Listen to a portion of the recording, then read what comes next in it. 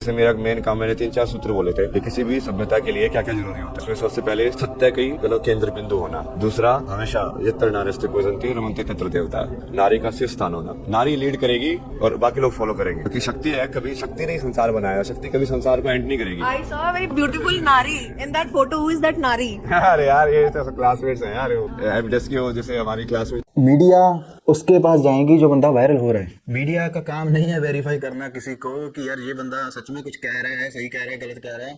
उनको कोई मतलब नहीं है, उनका मतलब है व्यूज। ये बंदे की बातें वायरल हो रही हैं कि भाई चले जाओ। क्वेश्चन भी वैसे करेंगी। आप बोलते हैं ना, माँ बाप अपने बच्चे के लिए अच्छा ही सोचते हैं। पक्का 100% बोल रहे हो, मैं केस दिखा दिया, नहीं सोचते, फिर बेच भी देते हैं बच्चे को, बहुत कुछ करते हैं, रेप भी कर देते हैं, मार भी देते हैं, फेंक भी देते हैं। ये एब्सोल्यूट स्टेटमेंट तो नहीं है, बट इसको एब्सोल्यूट बना दिया गया है। वो भी अपने स्वार्थ के बारे में सोचता है। हर इंसान सबसे पहले अपने स्वार्थ के बारे में सोचता है, चाहे किसी भी रिश्ते में। माँ बाप ही भगवान है, ये एब्सोल्यूट स्टेटमेंट नहीं है, मान लिया। लेकिन एब्सोल्यूट स्टेटमेंट तो ये भी नहीं है कि माँ बाप भगवान नहीं है। अगर आप कुछ एग्जांपल चेरी पिक कर दोगे कि माँ बाप ने अपने बच्चों के साथ बहुत गलत किया, बेच दिया, मार काट दिया, तो मैं भी तो चेरी पिक करके कुछ एग्जांपल दे सकता हूँ जहाँ पर कुछ माँ बाप ने अपने ऑर्गन्स तक अपने बच्चों को दे दिए बिना स्वार्थ के। हार्ट दे दिया, किडनी दे दी, तो वो माँ बाप क्या उस बच्चे के लिए भगवान से कम हो गए? इस दुनिया में बहुत से लोग हैं जिनके माँ बाप बिना स्वार्थ के प्यार करते हैं उनको।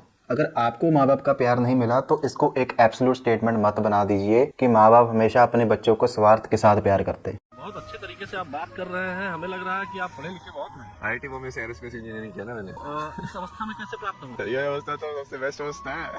ज्ञान के पीछे चलते जाओ, कहाँ जाओगे? यहीं पे आओगे। आईआईटी बाबा के वायरल होने के पीछे एकमात्र रीजन यही है कि इस बाबा को देखकर लोग अपने फेलियर को एक्सेप्ट करने लग गए हैं। देखो, इस बाबा ने अपनी जिंदगी भी बना ली थी, अच्छा पैसा भी कमा लिया था, फिर भी ये खुश नहीं हो पाया। हम अपनी जिंदगी नहीं बना पाए, अच्छा पैसा नहीं कमा पाए, अगर कमा लेते तो हम भी ना खुश होते। उन लोगों ने एफर्ट्स मारना ही छोड़ दिया। अंगूर खट्टे हैं। बाबा अपनी बातों की वजह से नहीं बल्कि लोगों की इनसिक्योरिटी की वजह से वायरल हो रहे हैं। शिव क्या जो नहीं है वही।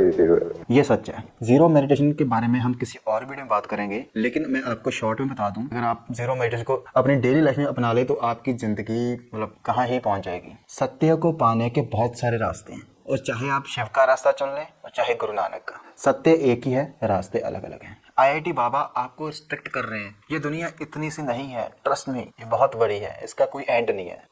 एक्सप्लोर करो, आपको बहुत कुछ मिल जाएगा। मैं आपको कहना चाहता हूँ कि आपको एक बंदे की बातों से क्या उठाना है क्या नहीं उठाना, वो आप पे निर्भर होना चाहिए। आप डिसाइड करो।